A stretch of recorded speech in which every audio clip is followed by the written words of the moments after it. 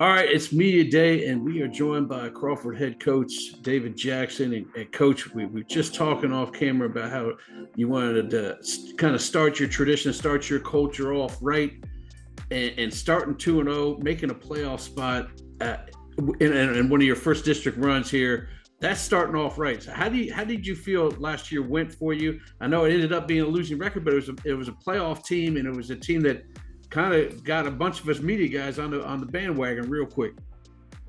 Yeah, well, thanks for having me. I love the opportunity to, highlight my kids and our coaches here.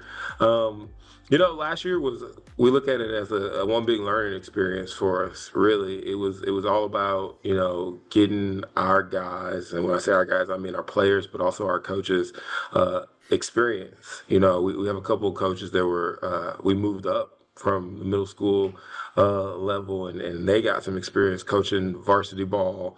And then our kids, I think we only had three kids who had any varsity experience on the entire roster last year. So everything we did was the first time for us as a program.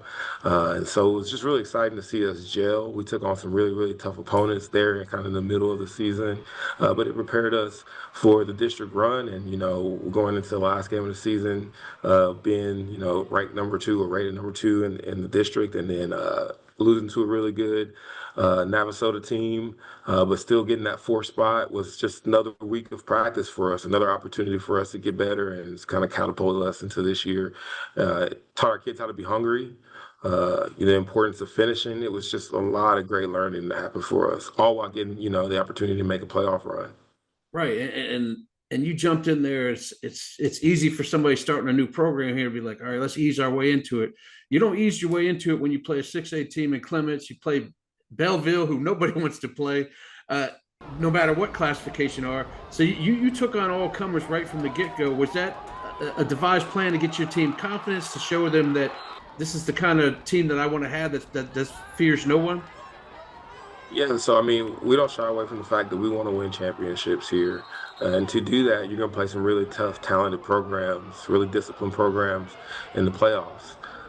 And with having no experience ever, it do no good for us to, play someone that we feel like we're just worlds better than. And we shouldn't feel that way because we don't have the experience.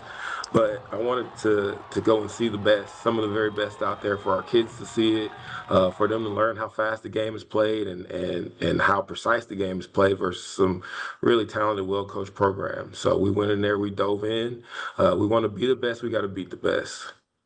Absolutely, absolutely. And an interesting deal for you is most coaches I talk to on this deal, they're like, we lost, due to graduation, we lost Jimmy, Johnny, and Jean Jacques. Where I talk to you, you're like, I don't lose anybody. Everybody's back pretty much. You look at your offensive guys that made the all district team. You got quarterback back, you got running back, you got Mosley, you got Raina back. Talk to me about how that year of experience is going to, man, you may be a team that people have to circle now instead of, we don't, not quite sure what they have. Well, we know what we got now. So let's get the pen out and circle them on the calendar. Yeah, man, just it's that group over there is so talented. I have a background being an office coordinator before I got this wonderful opportunity. So I spent a lot of time with those guys. My office coordinator, Tilford Myers, does a great job preparing our guys every week. But yeah, we're loaded on that side of the ball. Really, we're really talented on both sides of the ball. But I think Alvin, everybody knows his name, over 800 yards receiving, four-star kid, 11 touchdowns. And he really does kind of make our playbook run. But, one guy that I always love to highlight is a quarterback, Braylon Fisher, Benji. He got back there. He started off as a receiver, and he was going to be the guy opposite Al on the other side making plays for us. And then we had a couple kids go down with injuries, and he stepped in as the emergency quarterback and ended up the district newcomer of the year. Just really lit it up. Has a really great feel for the position, and honestly, is a natural leader. He says stuff and the guys listen. So it was great to see him break out. A freshman running back and Dedrick Polk came on and took over that spot for us in about the middle of the year.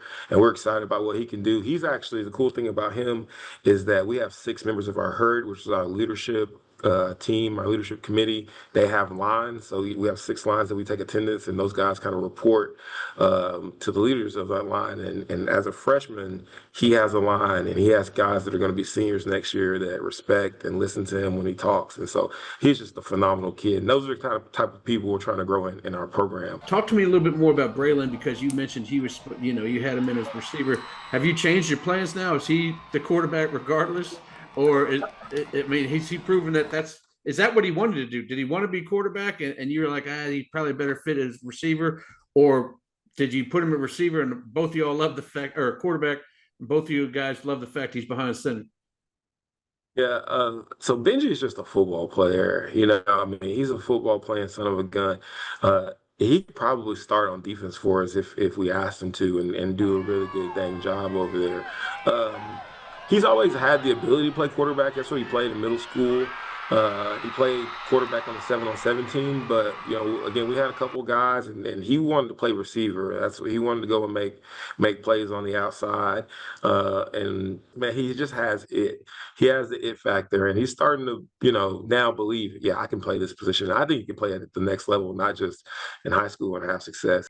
That's awesome. Let's talk about the district and how we can kind of ease this team up to third or second place. Where you got teams like Navasota and Needville in there that you're facing. What's it going to take to kind of push your way up there, or is it just simply, hey, we had a run through, we saw what they were made of, and now we know what we have to do to jump up there and maybe get a district title?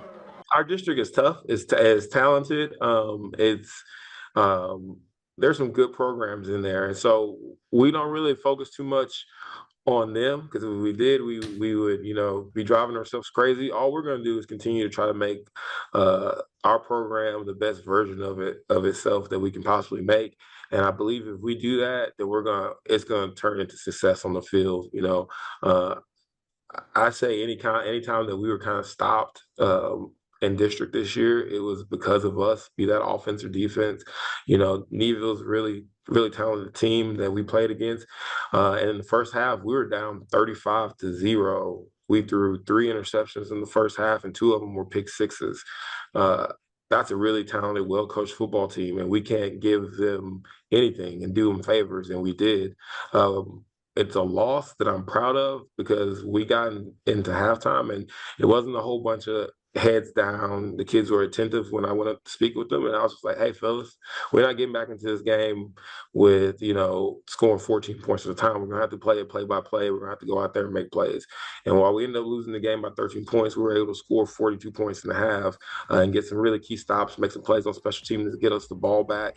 And so, those are the things that, I saw growth in our team, that we have fight, that we can, man, when we get rolling, we can be pretty tough.